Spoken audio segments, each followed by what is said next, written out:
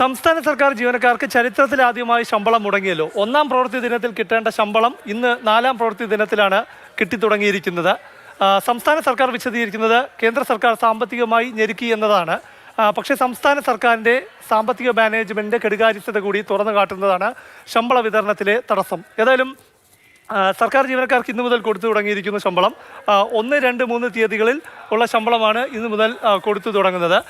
അത് ഒന്നാം പ്രവൃത്തി ദിനത്തിൽ കിട്ടേണ്ടവർക്കാണ്. അതായത് ഏകദേശം 1 ലക്ഷത്തോളം ജീവനക്കാർക്ക് അവർക്കാണ് ഇന്ന് ശമ്പളം കൊടുത്തു തുടങ്ങുക. 10-ാം തീയതി വരെയാണ് ശമ്പള വിതരണം. അപ്പോൾ 3 ദിവസം കൂടി അങ്ങോട്ട് നീങ്ങും എന്ന് വേണം മനസ്സിലാക്കാൻ. പണം ഒരുമിച്ച് ഒറ്റയടിക്ക് എടുക്കുന്നതിന് ടെക്നിക്കൽ പ്രശ്നങ്ങൾ. ഇത്രയും ദിവസം ഒരുമിച്ച് ഒറ്റ ഫ്ലോ അങ്ങ് വന്നു കഴിഞ്ഞാൽ ചെറിയ തുകയല്ലല്ലോ. 3-ാം ദിവസം കൊണ്ടല്ലേ സാധാരണ കൊടുക്കുന്നത്. മൊത്തം സിസ്റ്റം സ്റ്റക്കായി കഴിഞ്ഞാലോ 50,000-ൻ്റെ ഒക്കെ ഒരു ലിമിറ്റ് വെച്ചിട്ട് ഒരു ദിവസം വിഡ്രോ ചെയ്യുന്നതിൻ്റെ തരത്തിലേക്ക് ഒരു ലിമിറ്റ് വരും. പിൻവലിക്കുന്നതിൽ നിയന്ത്രണം കൊണ്ടുവന്നിരിക്കുന്നു. 50,000 രൂപ വരെ മാത്രമേ ട്രഷറി അക്കൗണ്ടിൽ നിന്ന്, അതായത് ജീവനക്കാരുടെ ETSB അക്കൗണ്ടിൽ നിന്ന് ബാങ്ക് അക്കൗണ്ടിലേക്ക് മാറ്റാൻ സാധിക്കുകയുള്ളൂ. ആ തരത്തിലുള്ള നിയന്ത്രണം കൊണ്ടുവന്നിരിക്കുകയാണ്. ഒരുമിച്ച് പിൻവലിക്കാൻ സാധിക്കില്ല എന്നത് തന്നെയാണ് ഏറ്റവും പ്രധാനം. ഇനിയിപ്പോൾ ട്രഷറിയിൽ നിന്ന് 50,000 രൂപ മാത്രമേ നേരിട്ടായാലും പിൻവലിക്കാൻ സാധിക്കൂ. നിയന്ത്രണം ഈ ഓവർ ഡ്രാഫ്റ്റ് ക്രമീകരിക്കാൻ വേണ്ടിയാണ്. കാരണം ഒരു ക്വാർട്ടറിൽ 35 ദിവസമേ ഓവർ ഡ്രാഫ്റ്റ് സാധിക്കുകയുള്ളൂ. അപ്പോൾ അത് ക്രമീകരിക്കുന്നതിന് വേണ്ടി ഒരു നിയന്ത്രണം നടപ്പാക്കുകയാണ് ചെയ്തിരിക്കുന്നത്. ബാങ്കിലേക്കുള്ള ട്രാൻസ്ഫർ മരവിപ്പിക്കുകയാണ് ചെയ്തത്.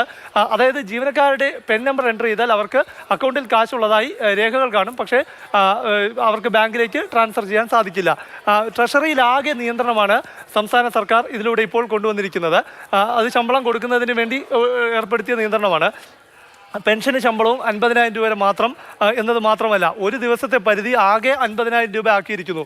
ധനമന്ത്രി പറഞ്ഞത് മറ്റ് ഇടപാടുകൾക്ക് ഇത് ബാധകമല്ല എന്നതാണ്. നമ്മൾ ഈ PTSBയുടെയാണ് പറഞ്ഞേക്കുന്നത്. ഇനിയിപ്പം വേറെ കഴിഞ്ഞ ദിവസം ഒക്കെ എന്തെങ്കിലും അവർ പറഞ്ഞൊന്നും അറിഞ്ഞുകൂടാ. എന്നാലും നോക്കാം. ഇന്നിപ്പോൾ അങ്ങോട്ട് പോകുന്നതിൻ്റെ അടിസ്ഥാനത്തിൽ എന്തെങ്കിലും ടെക്നിക്കൽ പ്രശ്നമല്ലോ ഉണ്ടെങ്കിൽ അടുത്ത ദിവസം നോക്കാം. അത് പൂർണ്ണമായും ശരിയല്ല. കാരണം ട്രഷറിയിലെ കൗണ്ടറിൽ നിന്ന് 50,000 രൂപ മാത്രമേ പിൻവലിക്കാൻ സാധിക്കുകയുള്ളൂ.